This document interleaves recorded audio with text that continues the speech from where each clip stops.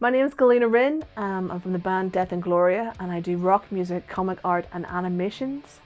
God, I'm going to give you so much editing work, I'm so sorry.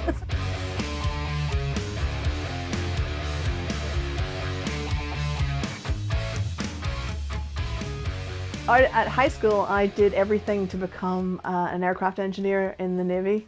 And then I learned to play guitar halfway through 5th year at school, and there was a music course at my local college, and that was only a year long, so I thought I'll do that for a year and then I'll join the Navy. And that went from 1 year to 2 years of college to 3 years of a music management degree to touring to where we are today. Every album is its own sci-fi story from start to finish, and at the end of every album humanity dies out completely.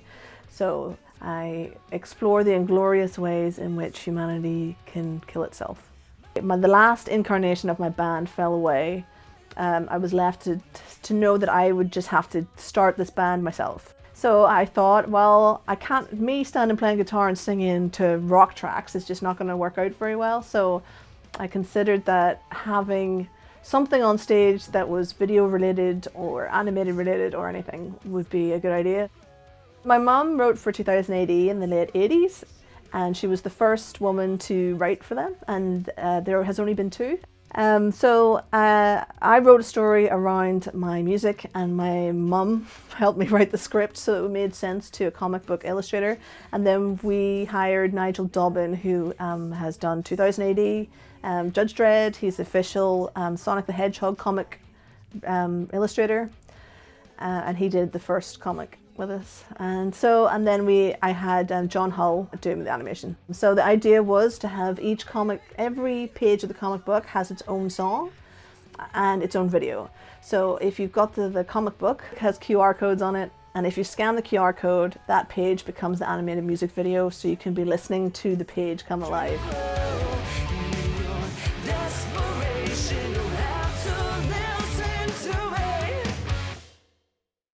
So because I'm the one-person band, I have my box, which is here, my rack unit. We call the rack Okami, who's also a character in the comic book, and is my AI assistant, who is the rest of the band, essentially. And what I do when I play live is I run 10 channels of audio, so every part of the band is mixed down to the channels that you would expect a rock band to have. So the snare's separate, kick separate, drums, keyboard, second guitar, backing vocals, all of these are on separate channels, and I send those to the front of house. So I also play the animated videos, and I have built my own projection screen for that, because it needed to look like a piece of staging. It couldn't just be whatever screen the venue happens to have. So I built my own mic stands that had the lights in it, so there's no other lights on stage apart from the projections and then the lights within my microphone stands. So I run Logic, which runs the video and guitar patches and all the backing tracks. So I find myself in an odd space because I had started trying to work out how to live stream the band project, because I wanted to go into career live streaming on Twitch and things like that. But I started that back in March 2019. So I do 2 sets of live streams. The first one is acoustic based, where it's just me and acoustic guitar, and that's at 11 AM every weekday morning on Facebook, and it's called The Morning Session. You know, why bother trying to get everything sorted before you actually come online? Just do it while you're online. Sure, why not? And just me and the fan base get together, have some coffee in the morning, and away we go into our collective days. And that's a lot of fun. And then the other show that I do is the full rock band show. So I project the animations around me.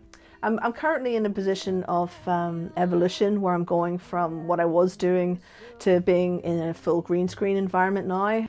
It's trying to effectively use stage lighting and the animations which appear floating on the screen beside me, and like how much you can do within those restrictions. So I can change the lighting, I can work with whether I'm close to a camera or far away from it and things like that. The real beauty of how I did my live shows to how I do live streams, it's actually sound-wise exactly the same way. I'm using the same stems as I did for the live, and I was ready to go with good live stream sound, probably a lot faster than other people who were just starting off. So I've got an 11 rack that goes into the Fireface, and then I control all of that through the Mac, and I run all that audio then out through OBS. It's actually a very simple system. I had been working previously for the Upper Norwood Library Hub here in Crystal Palace, and on the day of lockdown we had a team meeting, and I walked into the office and said, right, we're live streaming. So on that day we did our first live stream. We did a singing class from our local choir, and then from then we've had all sorts of community projects come on our stream. We've had people teaching you how to run if you were trying to get into jogging. We've had cooking, we've had all sorts.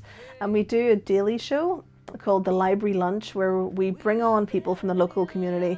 And while lockdown was happening, we'd tell folks which businesses were open, where it was going to deliver to you.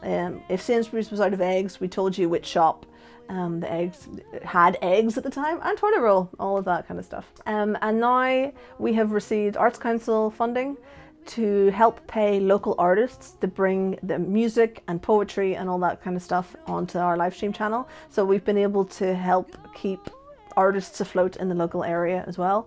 Video recording, we do audio recording, we do anything digital here. We do animations for West End musical performances, where we had stars of West End's musicals come and do Halloween songs in front of a green screen, and we animated them into Rocky Horror Picture Show and stuff like that.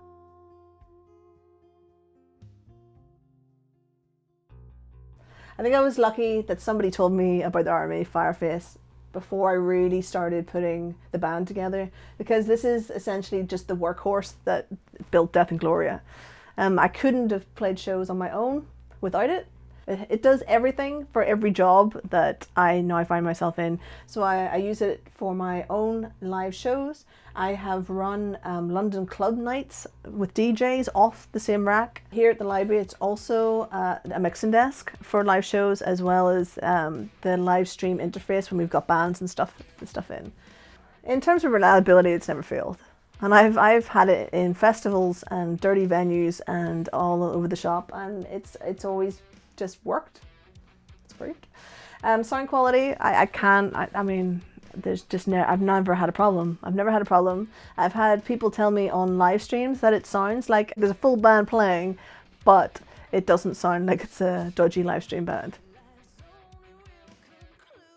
Being able to control your mix from the same console that you're controlling all your live stream elements with is worth its weight in gold. I use it on every job, and all the live streams, and I find the reverb on Total Mix is beautiful and really nice for live streaming. I've also used it, the Total Mix, the echo function, to get around the latency problems between cameras.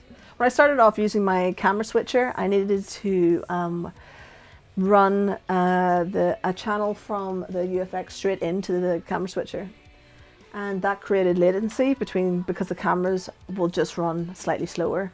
So the way I worked around that was to use the echo function on Total Mix to slow down. I took out the dry and only used the wet signal at a 2 millisecond interval. Yeah, so here at the Upper Norwood Library Hub, we did some West End singers before lockdown, and they wanted to record their show at the same time.